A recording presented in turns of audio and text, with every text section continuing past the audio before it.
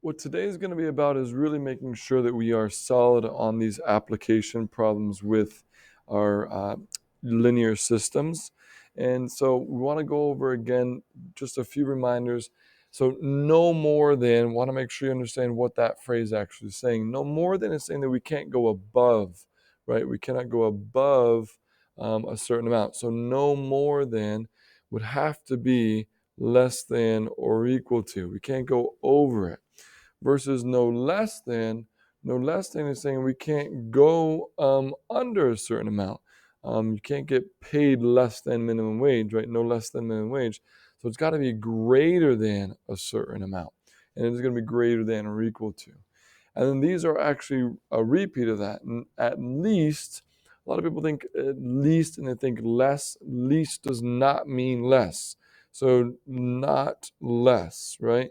You really want to remember that at least is that's your lowest amount. So it's got to actually be greater than or equal to again. And then at most is your maximum. So whatever it is has to be less than or equal to that quantity, whatever it is. So please make sure when you're reading our word problems today that you're doing a really good job of identifying which phrase you see and then using those to create your system.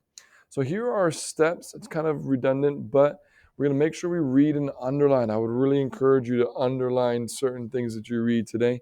You want to define your variables. We're pretty much always going to use X or Y. We want to make sure that we are clear on what those are. And then we also want to then create our inequalities. I think this is the part that's going to be the hardest part. Then we're going to use the cover-up method, which we used back in Unit 1, to actually graph these by finding the X and Y intercepts. And then we're going to shade and answer our questions. So let's jump into our first example. This first one's about Joseph is buying peanuts and cashews for a party. And then as soon as I read this phrase, I'm going to underline it or highlight it. I can spend no more than 24 bucks. That's really important. The next thing is we know that our cashews cost $2 per pound and our peanuts and our cashews cost $3 per pound. So we've already identified what the variables are. X is going to be your pounds of peanuts. Y is going to be a pound of cashews. And we need to create our inequality. And just like we've been doing with our other word problems, we use this idea of 2 pounds per pound, $2 per pound. So that's for peanuts. So that's going to be 2x. And then it's $3 per pound for cashews, and Y stands for cashews.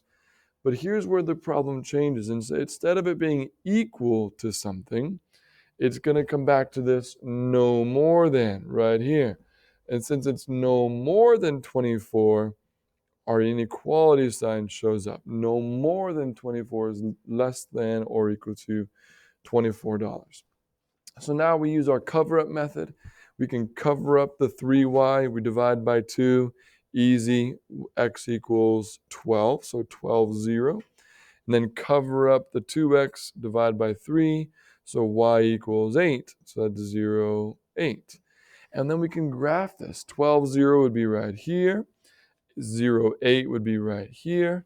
And then we can draw our line that connects those two together. Let me make that disappear. So our line that connects those is like so. The last thing we've got to do, though, is we still have to shade. We still have to shade, especially because this is a word problem.